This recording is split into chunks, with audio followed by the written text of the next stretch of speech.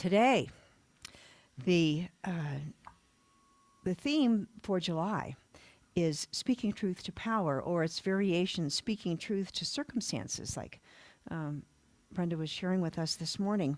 And today's talk is called Monsters Incorporated. So if we see that that power can be the monsters, I watched the movie again this weekend, and it's really quite a funny movie. That Michael, particularly my sort of new husband.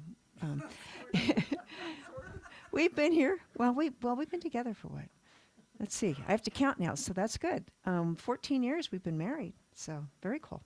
But anyways, he loves to laugh at animated songs. But anyway, but when we think of power, what do we think of typically? Usually it's people, organizations, and circumstances that seem to be controlling our lives and just blocking our way forward. Try as we might, this powerful person is in our way. And these obstacles can seem so powerful that they're like monsters. And the funny thing about monsters is that the more we fear them, the more powerful and bigger they get. Perhaps we even feel completely powerless. We shrink into our fear, we're actually giving away our power. All right? Have you ever considered that the people that are trying to control us are actually afraid of what we might do if they don't control us? All right? So this is a premise in the movie, in the Monsters Incorporated. So this is a Pixar animation, and it's about the monsters work at this company called Monsters Incorporated. So if you haven't watched it in a few decades, but their job is to generate power by scaring little human children. They come out of their closet at night and they scare the kids and they record the scream, and then they take it back, and that's how they power their entire community. That's their energy source. Right? And so the whole movie's about what happens when a little girl named Boo sneaks from her bedroom into the factory. And the monsters are deathly afraid of this little girl. She can't even talk yet. And they have a decontamination squad that comes in. If they see a kid's sock or something like that, this whole, they just, it's like we have a hazardous waste spill on the highway or something or other, and the whole team comes in and they decontaminate it, and they super clean the person, all their fur, or the monster, all their fur comes off, and it's just, they're really deathly afraid of these kids and all their germs. So Boo gets through, and the monsters are frantically and hilariously scurrying around trying to catch her and get her home. But it turns out that once Boo and the monsters get to know each other, then they find out that they become friends. They understand each other. They see that everyone is really a nice person or monster, right? And so, just like these monsters, circumstances that we see in our lives are never the truth. All right? When we look underneath whatever that appearance is, we see that spiritual truth that's underneath. And, it's like there's smoke and mirrors that are obscuring that truth if there's something that's wrong. So truth shines through the darkness, just like light shines through the darkness, right? And so, typically the phrase when we're talking about speaking truth to power, it encourages us to stand up, for ourselves and against those forces that might seem to be more powerful than we are. And we may feel called upon to overcome our fear and just fight those big bad monsters in our lives. Now, this is the old world school of power. All right? We want to get organized to exert influence over people and effect change. Get those people to change. Whatever we need to do to manipulate them or control them, they will be part of our way of making the world the way we want it to be, controlling it. Now, centuries ago, people needed to band together in tribes for survival. All right? When the caveman, that was the way that they did it. And that's the only way that they could go and hunt the mastodon or whatever they were looking for. And so they built power by creating coalitions of people who were like us, and mobilizing these people to act. And so that tribal instinct has been carried forward into our current society. So we define people that are part of our tribe, however we choose to define it. So it's people of the same nationality, same race, religion, if they're male or female or LGBTQ, whatever we choose, who are woke or they're conservative, environmentalist or pro-development, pro-life or right to choose. I mean, whatever you choose, we have all these different definitions that we define who's on the in crowd with us and everyone else is on the out, the other, right? And so the othering is a tendency to assign negative attributes to whoever we assign to that other group. There was a 2014 article in the journal Evolution and Human Behavior that documented sociological studies showing that children and adults judge and punish people in their own in-group for misbehaviors far less harshly than they judge and punish people in their out-group. Same offenses, very different punishments. So they're building power and judging people by the perceived outer circumstances, right? So the problem is this old world system of power is self-perpetuating, right? It's like the Game of Thrones, right? One king, one queen or ruler kills the old ruler to come into power. And they rule until they're killed by the next king or the queen, right? It's an endless cycle. And, retribution, revenge, it's just one after the other. It just keeps going.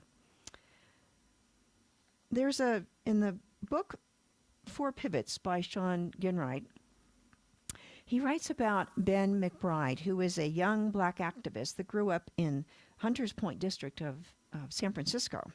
And as he grew up in the 1980s, he felt a sense of community and belonging with his church-growing parents in that community and his neighborhood friends. They ran around the neighborhood and went to the candy store together, and they danced to music and all those kinds of things. Somebody had a pirated video, and they'd all gather to watch on the TV. But when Ben was 16, he attended the funeral of his best friend. And that was a normal thing. And it changed him. He saw what they defined as police violence against the black communities. And when he became an adult, he began leading protests, right? Became a organizer. And as he led protest after protest, he became increasingly frustrated and fatigued. And then he realized that he was trying to, as he said it, beat evil with evil, or trying to defeat hate with hate. He was becoming the very thing that he detested, angry and violent. Right? It's just like kids playing King of the Mountain. The black activists were using the same tactics. They were protesting to come out on top. Right? Again, that vicious circle going around. So this is this quote from him about his big realization about something that needed to change. McBride said, "I've been finding that organizers are starting to come to the end of their journey around what their work is all supposed to be adding up to. People are burning out because their way that we're trying to go about engaging with the world is eating away at our soul and eating away at our consciousness. Our work doesn't refill us. It exploits. It extracts. It does not fuel us. I realized that I was becoming the very thing that I abhorred. In order to stop police from dehumanizing black people, I started dehumanizing police. This way of thinking was wearing me down. I realized that I have to become something different in order to live into the value that I felt of wanting to be connected in a different way." He had become like the monsters that he was fighting, right? So what's the alternative? What would be a new world type of power? Ernest Holmes reminds us that true power comes from within, from our connection with spirit that is operating in and through and as each one of us, each and every one of us, right? In reality, people who seem powerful, They are no more or less part of spirit than we are, right? They are no more or less powerful than we are. Their efforts to control us are not real power, but just smoke and mirrors that disguise the truth and encourage us to forget who we are, expressions of the infinite, right? So if there is an even playing field, how do we learn to express our own inner power and express that divine intention of who we are? There's a term called beloved community that was first coined by the philosopher theologian Josiah Royce, who was in San Francisco, and then popularized by Dr. Martin Luther King Jr.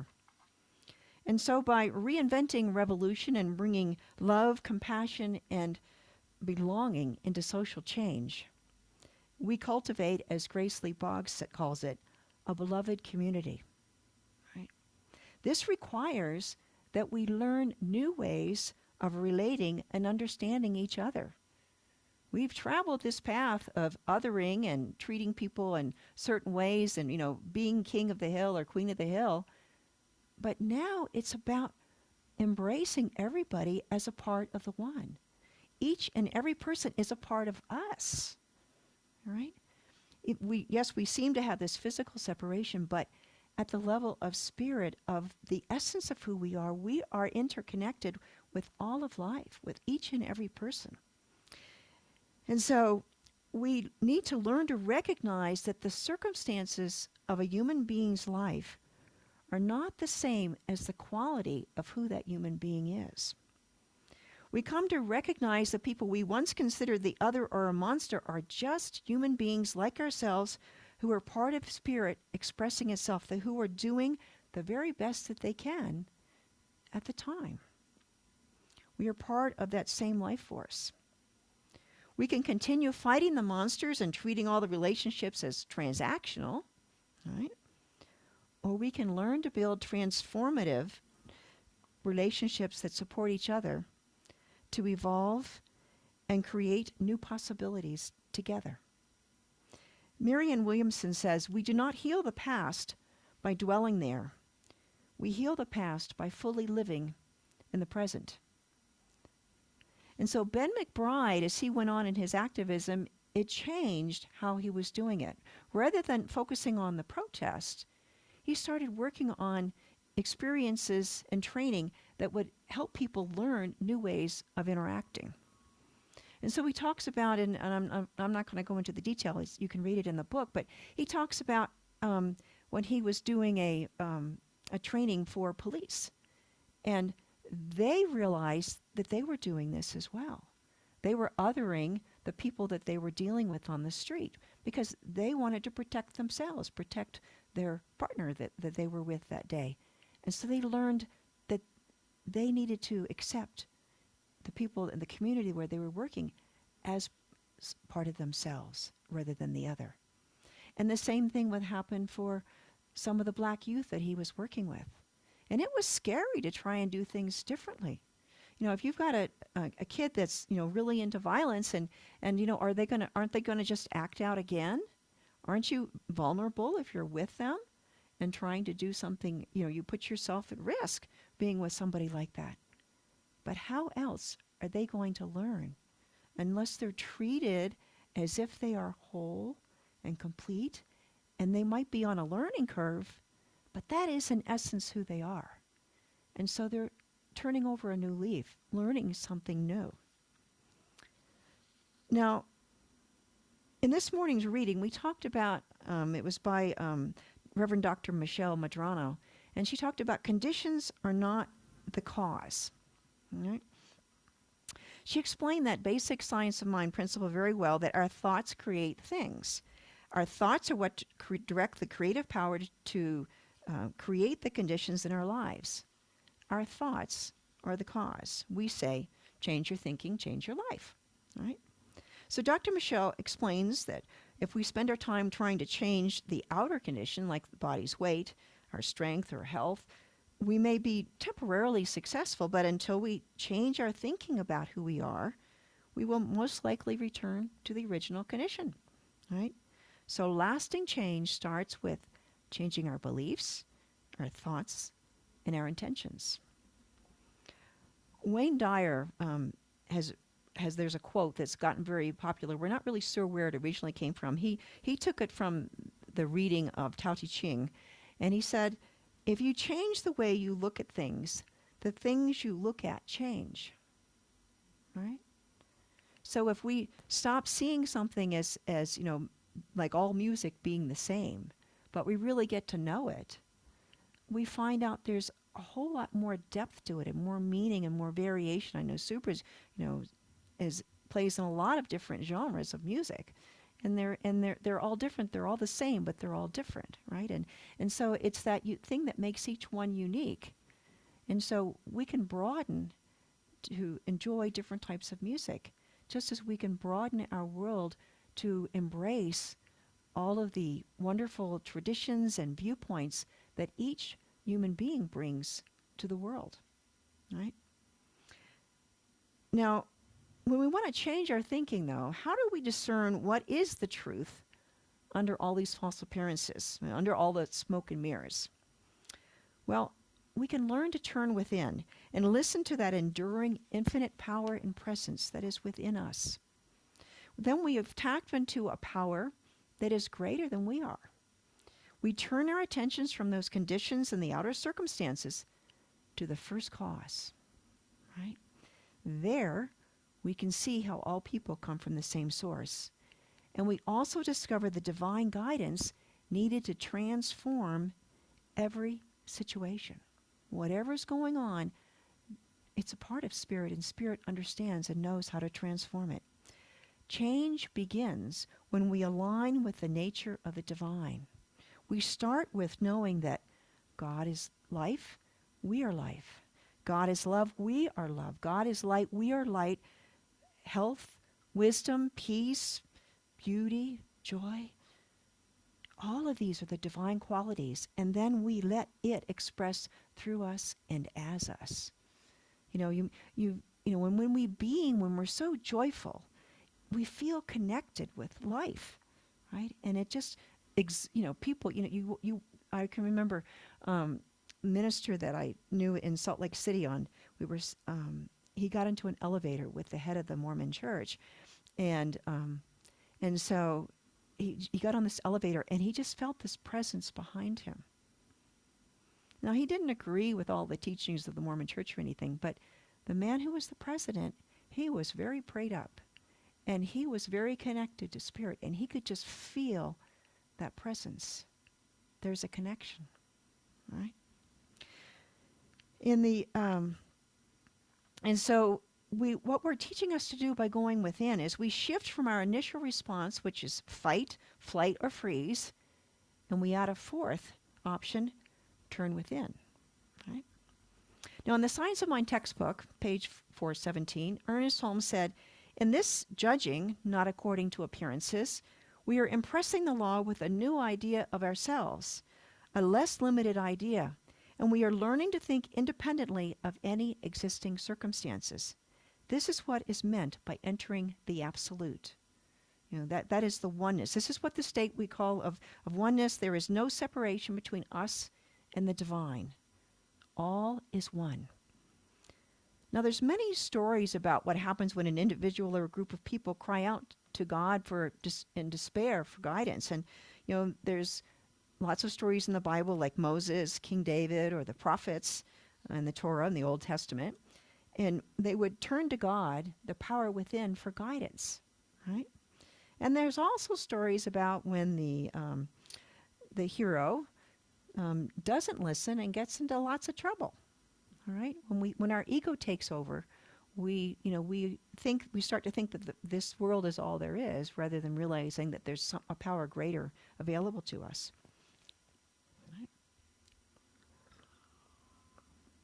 Right?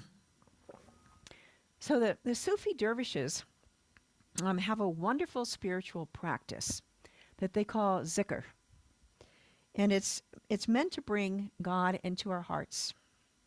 Now, Robert Frager describes zikr in his book, Sufi Talks, Teaching of an American Sufi Sheikh. He was one of the people in my ministerial school. And so as they're doing this movement, they say in Arabic, there are no gods, there is God, or Allah, right? And so then they have head movements that go with it. So as they say there are no gods with a little g, meaning that there are no they're sweeping they turn their head to the right, right? So there are no gods. And when they do that, this is the outward action-oriented side. For most people, that's your dominant hand. And that's trying to control the world. So they're sweeping, there are no gods. And they're sweeping their hearts clean of dust, of the false idols and the worldly attachments that have accumulated there. They're saying no to all of their self-centered ambitions and ego-based activities. Now, after they've turned their head to the right, then they turn their heads to the left and down while they say, there is Allah. All is Allah. And so symbolically, this represents placing God on the altar of our now cleansed hearts, taking it within. In the Sufi teachings, the heart is a divine temple built by God to house God within us, right? They talk about the heart of hearts is central part of their teaching. And so when you go, there are no gods, there is Allah. There is no God, there is Allah. So in just one repetition, if they've done this many times, it can send them into ecstasy, right? That sense of oneness with God. And they repeat that. That's quite an elevated awareness. And they repeat it over and over in a simultaneous motion as a group, as a sense of unity with the community and with God. I mean, it's when they really get going, you have a whole big room full of people doing this at the same time, and it's like one breath. And, they're all chanting, very loudly. So try it with me, okay? So there are no gods, there is God. There is no God, there is God. There is no God, there is God. There is no God, there is God. There are no gods, there is God. There are no gods, there is God. There are no gods, there is God. Right? So zikr is remembrance of God, as is prayer for the Sufis. Zikr allows them to easily keep their minds and hearts on God in that chant, in that movement, while they stay grounded so they're not overwhelmed by the love of God. The love of God is so powerful that it's just, you can't control it. You can't, it'll burn you out. It's so strong and powerful. And so this allows them to expand their consciousness and incorporate more of that divine love. So the goal of Sufi spiritual practice is to live their lives remembering God and do their jobs and pay their taxes and answer the phone and handle their email, take care of the kids, whatever they need to do. But they remember God through it all. Right? They are essentially living their lives from a sense of oneness that would support the beloved community. Perhaps that's why Sufism is known as a religion of love. It's the mystical part of Islam, right? So it's this is really what we are talking about when we do mindfulness. That's remembering God, that we're one with God. At the same time, we're doing whatever we're doing. So our center now, let's put this to practical use. Our center is going through a time when we need to listen to that divine guidance within, all right? Back in May, I was feeling exhausted because I'd been working way too many hours a week, every week for years, going through COVID and everything was going on. And I was starting to feel lost without a clear sense of divine guidance and, what were the most important priorities. And just, when you get in that kind of survival mode, you just kind of slog along. And so I took a sabbatical in June. And while I didn't get a lot of the home tasks that I wanted to do, I didn't get any of those boxes unpacked, but I did have time to slow down and listen and clarify my call to ministry.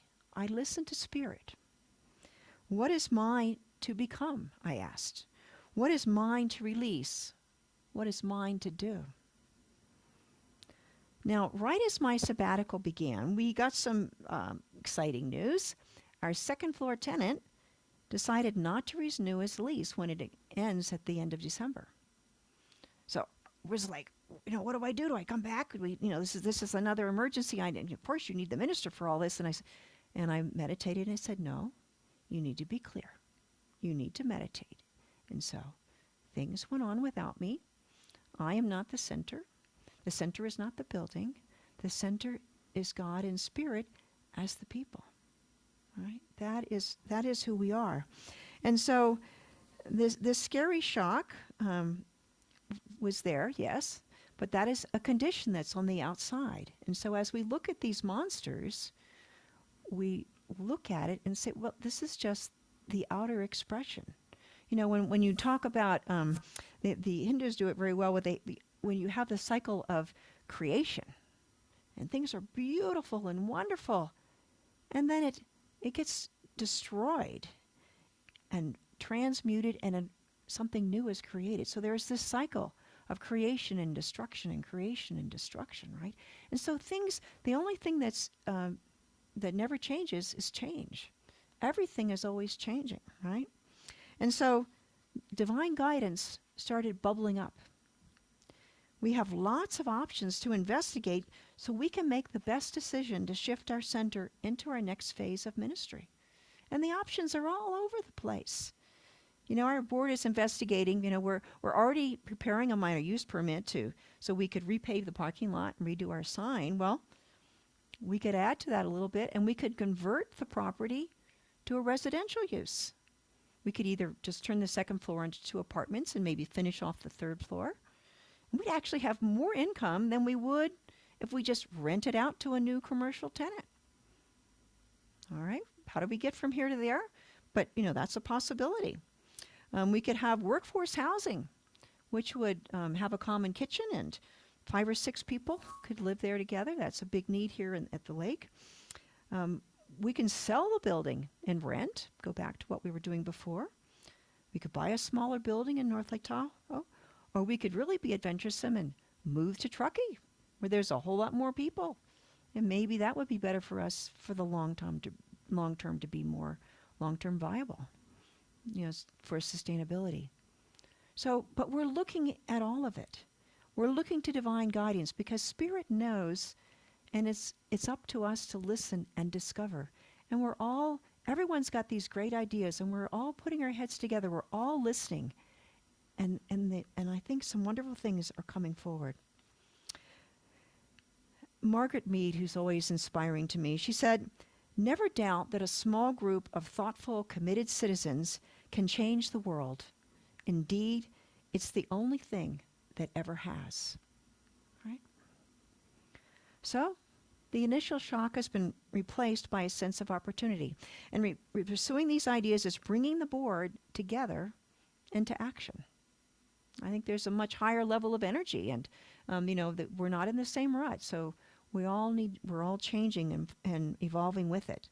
If you have some ideas to share, please contact me or a board member. Spirit is speaking through all of us, right? Sometimes it's scary to share our feelings, our hopes and our dreams and our fears even, but they are all part of that highest and best that is unfolding in our center. They are all milestones, perhaps, that we want to be integrity with that spirit within. When we stand up and speak truth to power, we are really announcing that we know who we are, part of the universal I am. Right? We know that we are one with spirit and with all people. True change comes not from subduing our monsters and foes, but by healing and transforming first our own lives and making it safe for others to do the same. And as we create space for all people, all expressions of the infinite to heal and transform, we will be lifted up and empowered together. We are seeking to do our part to build the beloved community. The best is yet to come. So let's take this to prayer.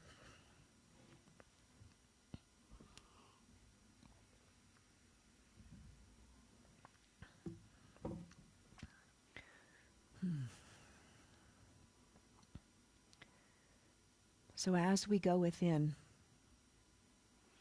in the stillness, in the quiet, we sense the power and presence of the divine, of the infinite invisible that is everywhere present. And we open our hearts to allow it to fill our being, to be our true self. And as we let go and let God be that true being of who we are, we realize that we are connected with all that is. There is no other. There is only us, the one. And it is good. And from this awareness, this consciousness of oneness, of strength and peace and power and wholeness, we look out at what yesterday looked like a monster, and today we see a situation, a circumstance that is changing just like we are. We are evolving together. And so we tame our monsters. We tame our own fears. And it is that grace of spirit that gives us the understanding and the peace and the love and compassion that allows us to do that. And so we grow stronger and wiser every day, and we share that infinite love with the world. This is the truth of who we are as individuals and as CSL Tahoe-Truckee. And so it is with great joy, deep, abiding joy, that we stand tall and strong and clasp hands together, and we look to the future. We look within to Spirit for guidance, and it bubbles up with clarity and with wisdom and understanding. We are guided to know the next step forward and the next and the next. We are guided to know what we need to release and what we need to embrace and what we need to become something even greater, even more effective, expressing the wholeness and love of Spirit through us and as this center. And it is good. And we allow that love to ripple out into the community, touching lives, touching hearts, and being our part of building the beloved community everywhere. We stand tall in strength, and yet bending like the willow, flowing with goodness and light and love. And so it is with deep gratitude that we accept this truth, that we know it in experience, and we release these words to the law, knowing that it is done. This or even greater as our awareness grows, as the infinite sees beyond what we can see with our limited eyes. But we know that we are part of the greatness of Spirit. And we surrender to this greater yet to be. And we say, thank you, Father, Mother, God. Thank you. Thank you for this moment. Thank you for this center. Thank you for life itself. And it is good. And together we say, and so it is.